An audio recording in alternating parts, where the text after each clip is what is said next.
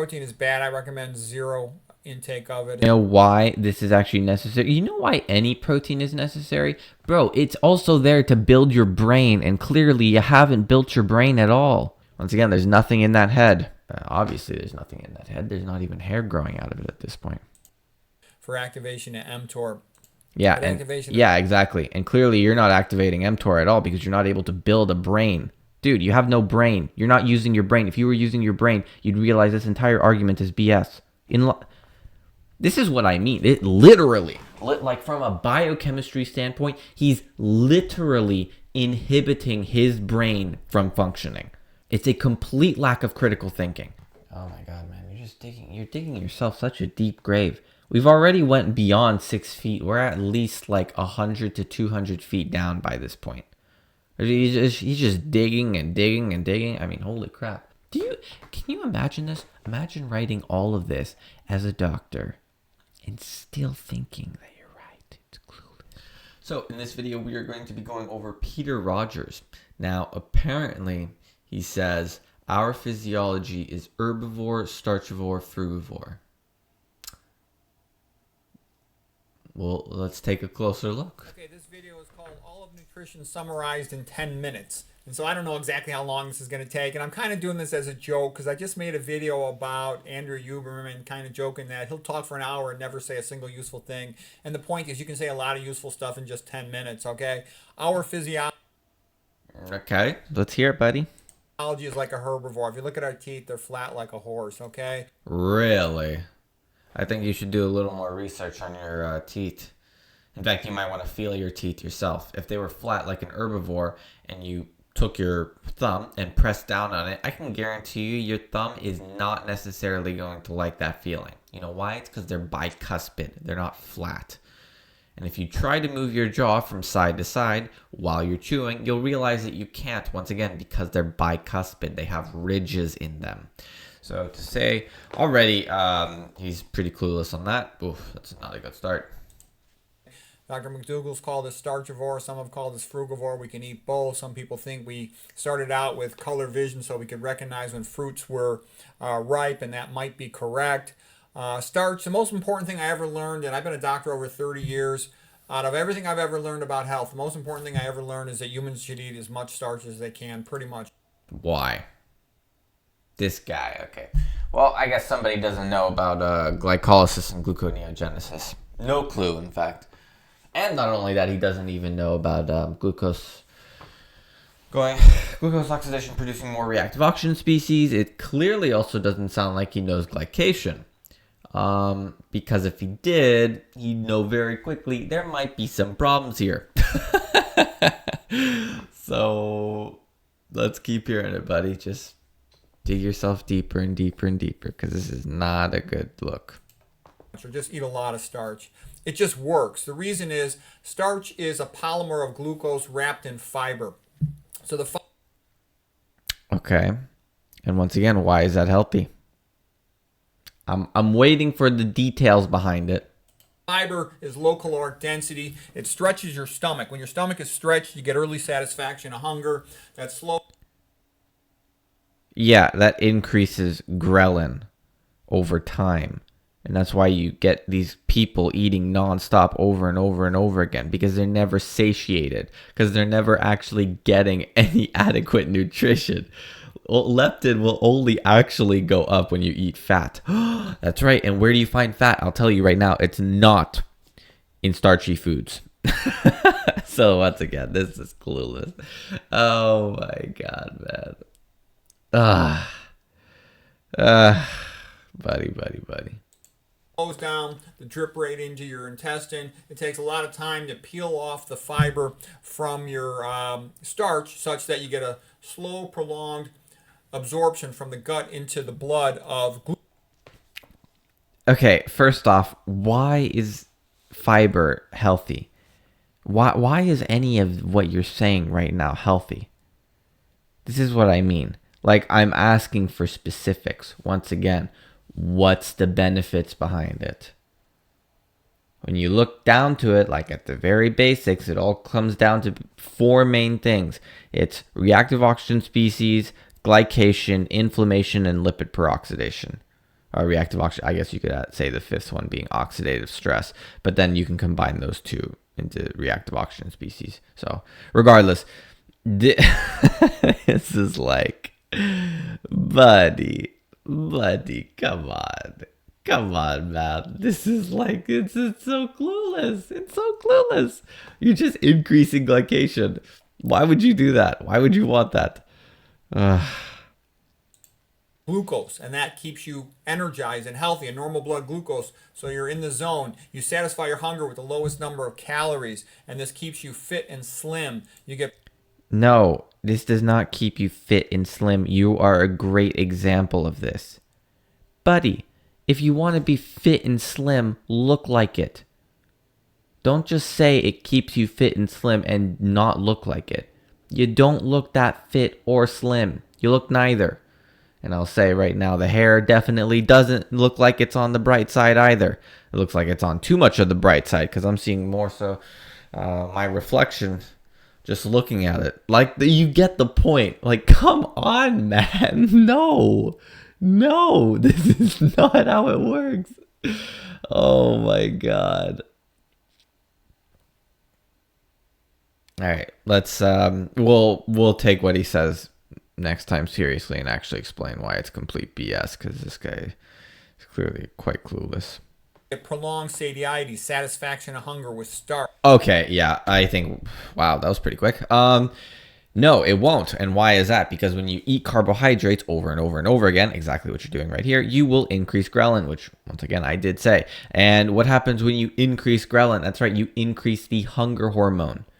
That's what's giving you that hunger signal in the first place. Do you know why you get that hunger signal? You get that hunger signal because your body's like, hey, I'm not getting enough. I'm not getting enough. I'm not getting enough. And you're only actually going to get enough and increase the satiety in this case. No, this is not going to increase satiety. It's fat that increases satiety, because what's satiety linked to? That's right, leptin. And how do you increase leptin? Oh, that's right, you eat fat. And where do you find that fat? I'll tell you right now, you don't find it in white rice, potatoes, sweet potatoes, lentils, garbanzo beans, or oatmeal. None of them do you find fat in. You know where you do find fat in? That's right, meat. So this is, oh my God, he's clueless. He's clueless. Come on, man. It just works. It's what we're designed to eat. Yeah, you should really take a quicker look at what we're designed to eat. You should really realize that we don't have a cecum. So we can't actually process that fiber and turn it into short-chain fatty acids, which is literally the whole point of fiber in the first place. Eating fiber otherwise is completely irrelevant. The whole point of fiber is turning fiber into short-chain fatty acids. And if you can't do that well, there's no reason to eat fiber whatsoever. And if you can do that well, then you will eat consistently over and over and over and over and over again. Which, if you look at it, that's almost exactly what cows do, or that's exactly what gorillas do. They eat 8 to 12 hours every day, just chewing and chewing and chewing and chewing, because they're getting almost no nutritional value out of it. Do you, like, hopefully, I mean, clearly you can't think straight, but hey, enlighten me, buddy. What's the next point? White rice, potatoes, and sweet potatoes all have about 1% fat. The lower the percentage of calories from fat, the skinnier the population. Are you kidding me? Dude, look at yourself as an example. Before you make any critiques, look at yourself like, buddy, you don't look like you're doing that good, okay? Realize that none of what you're saying actually has any scientific relevance whatsoever. It's insane how unscientific this is. Look at the basic biochemistry, man. Look at yourself actually before you speak, because I think the results for yourself will show much quicker than the biochemistry. But hey. As far as the protein contents, they're all pretty low, less than 10%. Sweet potatoes is probably the best food in the whole world because they only have about 4.5% protein. And then again, 1% fat. That's what you want, the lowest possible protein and the lowest possible fat intake. Are you kidding me? Does this guy have no... Bro, you're going to get emaciated doing this. You're going to get completely emaciated doing this. What on earth is he thinking? Like, plant protein is already exorbitantly low. Doing this is just going to increase that rate. Like, why on earth would you do this? What the hell? What the hell? I forgot how much people live in delusion. This guy's a doctor too, by the way. I'd like to point that out. He went to biochemistry class. And even now, he still refuses to accept biochemistry as a legitimate source. Because if he did, he wouldn't be saying any of this at all. Oh, I can't wait to cover his other points. Let's hear it. That's what the healthiest populations are associated with. Very low fat and protein content. Are you kidding me? Did he even look at Hong Kong? Hong Kong is chowing down on meat. Okinawa is chowing down on meat. Ikaria is chowing down on meat. And take a guess what meat has in it. That's right, it has fat. What does pork have? Oh, oops. Looks like you didn't really do your research too well, huh? What on earth is this guy talking about? Hong Kong, longest life expectancy, highest pork consumption.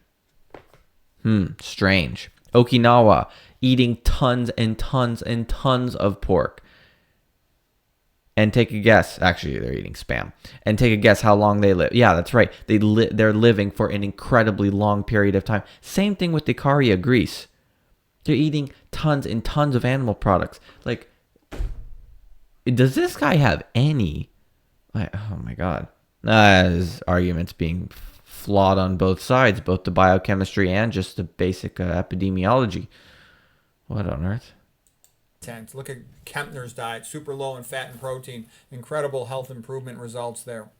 As far as being... Yeah, relative to the standard American diet, if your control group is shit, of course you're going to have a substantial increase in great results. Like, what on earth? Why are you comparing it to that? It's amazing. Enlighten me. They got tons of fiber. They satisfy hunger a prolonged amount of time. Yeah. Yeah, go test that real quick. Let's see how often you eat every day.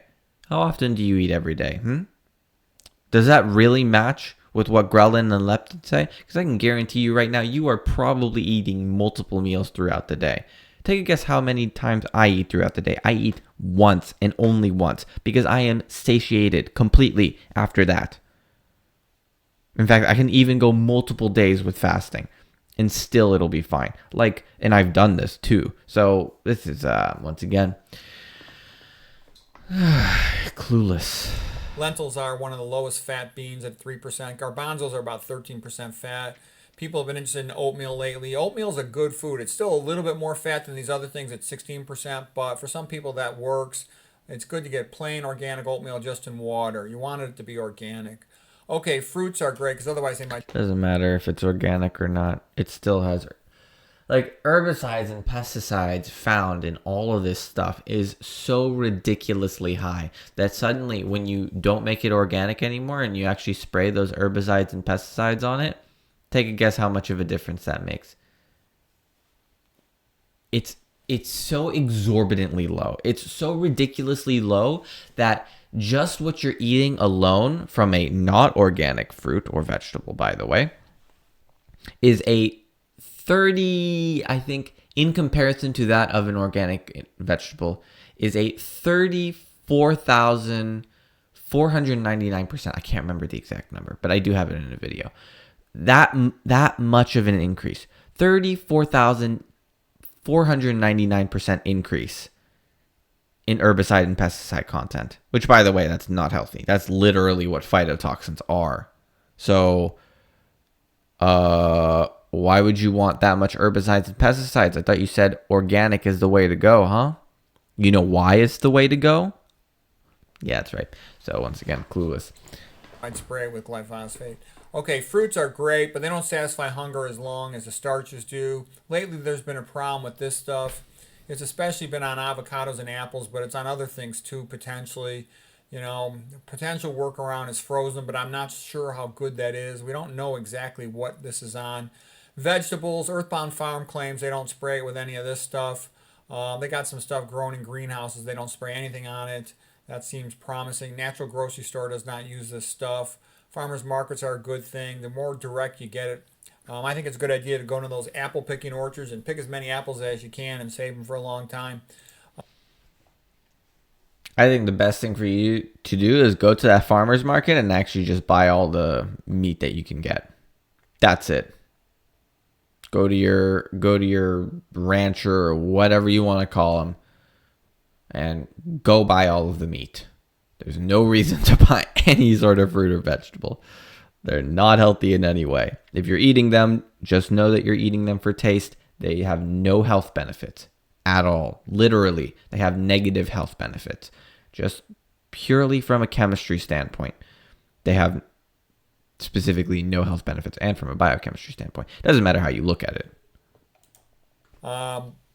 You avoid this stuff. As far as the fats, sat fat's bad because, especially comes from animal fat, because it inhibits, like complex 3 of mitochondria, causes insulin resistance, and eventually. Are you kidding me? Saturated fat is only okay. Any fat at all. The only way that it does this is through whether or not glucose is or isn't elevated. If glucose isn't elevated, this argument does not exist anymore. Okay? And let's hear that again real quick. He said complex 3. You avoid this stuff. As far as the fat, sat fat's bad because, especially comes from animal fat, because it inhibits, like complex 3 of mitochondria, causes insulin resistance. And inhibits complex 3 of the mitochondria? Really? I think you should do some more research there real quick. How does it inhibit complex 3? It doesn't inhibit complex 3. In fact, not only that, if you look at where does that glucose go and where does that fatty acid go? That's right, more NADH is being made when you're making glucose, and more FADH2 is being made when you're using fatty acid as a fuel source. So let's look at those numbers real quick, and I think we'll just take palmitic acid in this case because that's the main one. So how much exactly NADH and FADH2 are made by palmitic acid? That's right, it's 31 NADH and 15 FADH2. Now let's do the exact same thing for glucose. How much is that? It's 10 NADH and 2 FADH2. Now you might say, why is that a big deal? Because all of that FADH2 goes to complex 2, which complex 2 is less prone to electron leakage. And what about complex 1 though? All of the NADH goes to complex 1. Now you might say, why is that a big deal? Because complex 1 and complex 3 are most prone to electron leakage. And lo and behold, when you start stuffing and cramming down all of this NADH, which by the way, if you remember the numbers, you would really, really quickly realize, oh wait, in order to get the exact same amount of FADH2 to NADH, you're actually going to have to oxidize more and more glucose. And now you got a problem because all of that extra NADH, yeah, take a guess where that goes. That's right. It has to wait. Or, well, maybe it won't wait. In fact, it'll just go straight into complex 1, and then now you got more reactive oxygen species being made. Oh, but that doesn't actually exist with complex 2. Same problem does not exist. Now, the only problem is that it doesn't just stop there because you're getting a double compounding effect because all of those ones that did not produce reactive oxygen species, now they end up going to complex 3 because complex 1 and complex 2 go to complex 3. And now you have even more problems because now complex 3 is very prone to electron leakage. And take a guess why that's a big deal. Because all of those electrons that just went through complex 1, now they also have to go through complex 3. So now they're getting, it's an even higher chance of producing more reactive oxygen species. Like, what are you talking about? Once again, doesn't know what he's talking about. Clueless. Absolutely clueless. And he thinks he knows that argument. Wow. Yeah, that's definitely going to produce insulin resistance. The only way that you get insulin resistance is by inhibiting whether or not you're using GLUT4 or the fatty acid transporter, which I think is like LLT1 or something. I can't remember what it was called. But the whole point is if you're inhibiting both of them and you're preventing them from being activated because you're stimulating both of them at the same time, then now you got problems. Selective inhibition is a thing. And eventually diabetes.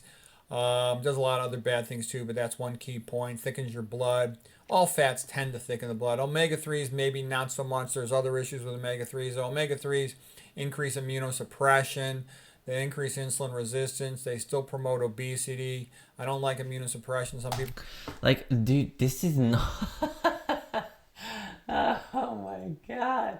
He's clueless. When it comes to the oxidation of this stuff, it's not that difficult, buddy. Like, just look how much are you stimulating those carbohydrates. If you're eating tons and tons of those carbs, of course you're going to have some problems. And if you're eating tons and tons of fat, you're not going to have the same problems. The only problems that you have, especially, is when you mix both of them. Then you have skyrocketing problems. So now you're comparing skyrocketing problems to mild problems. And then you're saying, oh, well, obviously this is the right way because the skyrocketing problems are the main contributor. And clearly that's all blamed on fat. And it's like, if you look at any carnivore, I can guarantee you they are not obese or gaining weight. So this entire statement already can be proved multiple ways wrong.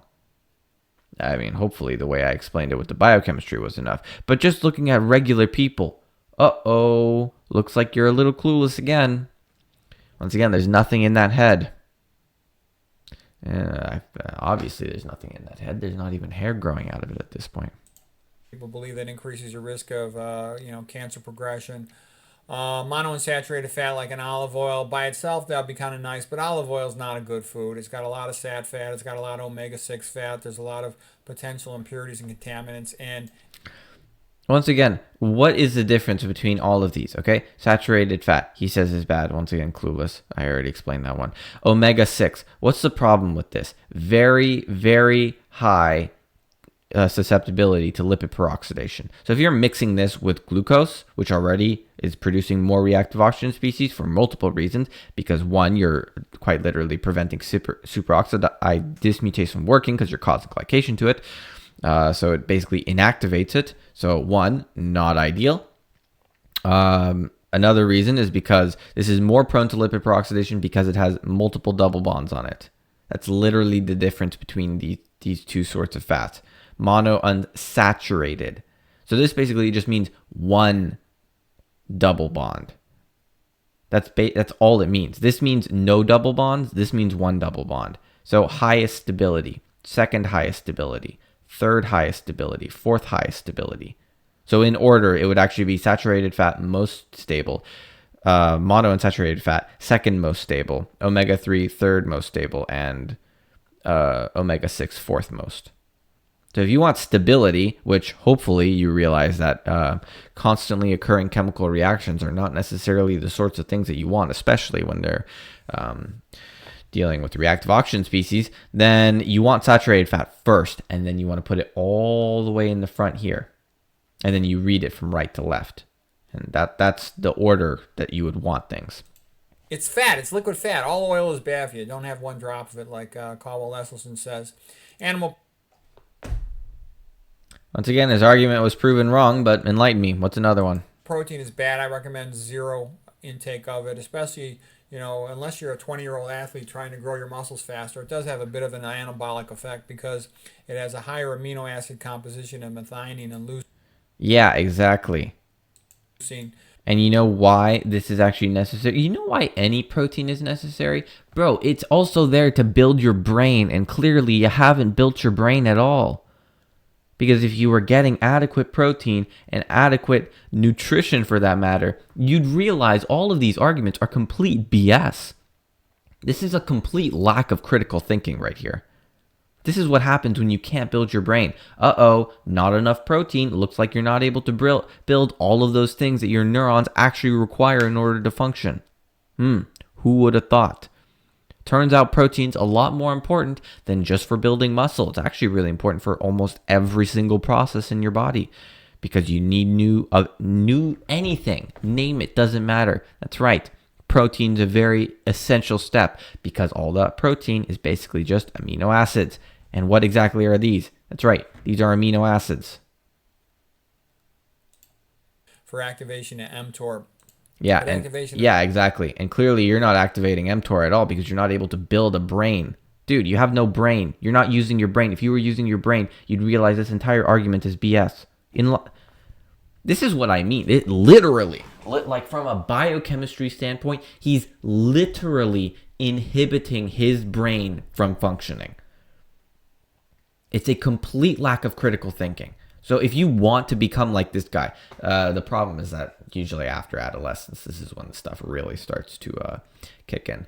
The lack of critical thinking starts to just go down to the ground. So if you actually want to like make sure your brain is always in tip-top shape, remember, don't follow this guy because clearly we can see this is not what you want to do if you actually want to use your brain. You can't use your brain at all, man.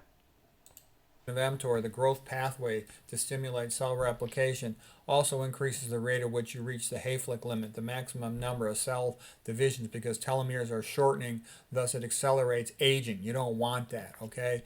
Also, Bro, there's a whole lot more to it than just telomere length and cell replication. There's also whether or not you're bombarding your cells with insulin, which is exactly what you're doing in your case, and causing tons of senescent cells in the process. And you know what senescent cells do? That's right, they do nothing. They don't function. And you know what happens when cells just are slackers? That's right. They cause problems. Like, you know your hair right there? Yeah, that's a whole lot of slackers right there. Not probably doing much. I'd say in the rest of his body, actually, this is related to DHT and hormones.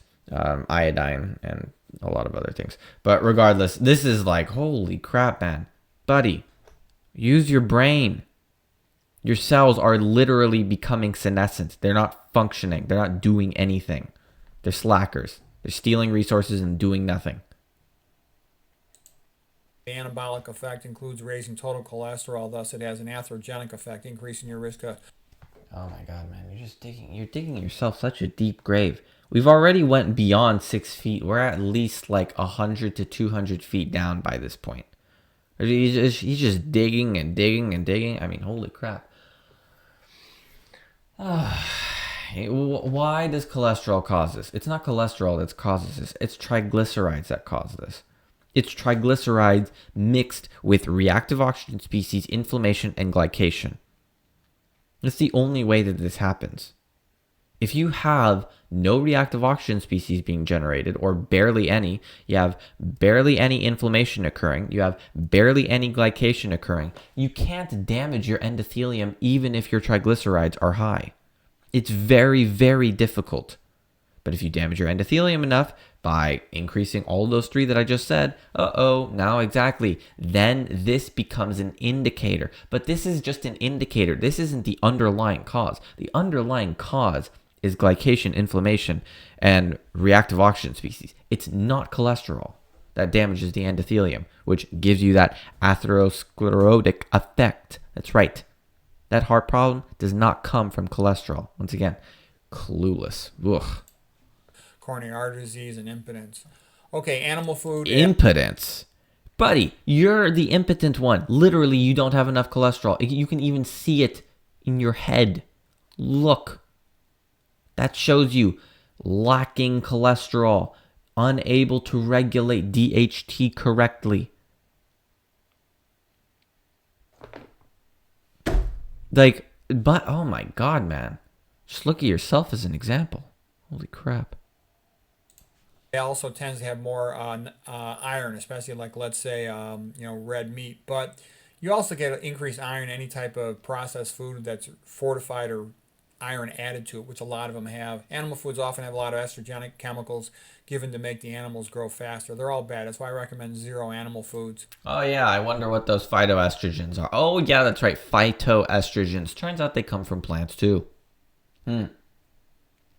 So maybe if you just get regular animals and animals that aren't given tons of hormones and all this stuff, then I think actually you will get even less estrogenic of an effect, which is exactly what you want. You don't want all these phytoestrogens or things that mimic estrogen. I will agree with him on that. You don't want things that mimic estrogen, but the diet that he's advocating literally does exactly that.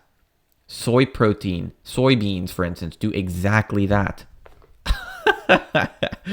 Like, why would you want that? Goitrogens will literally mess with this entire cholesterol hormone synthesis cascade, which causes exactly this whole mimicking of estrogen and imbalanced amounts of estrogen to occur. Oh my God, man. Leaky guts caused by lack of fiber. Animal foods don't have any. Leak of, yeah, really? Okay, yeah, you should tell that to me real quick. Now, leaky gut is caused by exactly what you mentioned right up here. Beans. This is exactly what causes leaky gut. It ain't fiber, because how do you make the gut leaky? That's right, you rip open the tight junctions, which, take a guess what beans do? Exactly, they have lectins, which rip open the tight junctions. Can you imagine this? Imagine writing all of this as a doctor and still thinking that you're right. It's clueless. Quite literally, from a biochemistry perspective, he's not actually able to use his brain. He's not actually able to critically think. Because if he was, this wouldn't occur. This is why maybe you need to up your animal protein intake in order to actually increase all of this. Because, yeah, that's right. You need neurons because you need to think. To develop some critical thinking, man. Fiber. Other things that'll cause it are sanitizers in tap water, antibiotics, NSAIDs, vegetable oils tend to cause that. If you got leaky gums, you get a similar. All right. What do vegetable oils have in them? See, this is probably the best example of a lack of critical thinking. Let's take this vegetable oils thing that he just said right here, and let's move up. Uh-oh, that's right. These right here are vegetable oils. This is also coconut oil, but for the most part, it's these two. These are vegetable oils. So why are you saying suddenly that vegetable oils cause this? Maybe it's because of lipid peroxidation or something. That's right. These are more susceptible to lipid peroxidation because they have double bonds, no double bond. Oh, Jesus Christ, man. Effect is leaky gut. That's irrelevant because that's the main association with autoimmune disease. Okay. Well, I mean, we're probably already 300 feet down by how much of a hole he's already dug himself. This is only a 7-minute video, and I think I've managed to make him already look clueless for the most part. Hopefully, you can see the science and the actual biochemistry behind this. And if you're really interested in the details behind everything that I'm saying right now, by the way, just go check out the playlist called Real Nutrition Science, and you'll see exactly what I'm saying. And I even reference everything, and I show examples. So, yeah. Honestly, I'm just going to stop there because this is only a 5-minute video, and I wasn't expecting this to last this long. But he's actually genuinely clueless. Like, it's ridiculous how clueless this guy is. So hopefully, based on the biochemistry, you can see that he is absolutely clueless and has no idea what he's talking about. And once again, if you're interested in all the details behind this, go check out the Real Nutrition Science playlist. And if you want Cerule, which helps me a lot, and it helps me get free product for myself, which is why I want it, because I get free product for myself. Yeah, go click my link below. Thanks for watching. If you found the video helpful or informative, please like, share, subscribe, comment down below, because it really does help the channel grow. And if you're interested in seeing all of my videos ahead of time, please click the join button down below, where you can see all of my videos ahead of time, as well as support me personally. So once again, thanks for watching. I'll see you guys in the next one. Peace.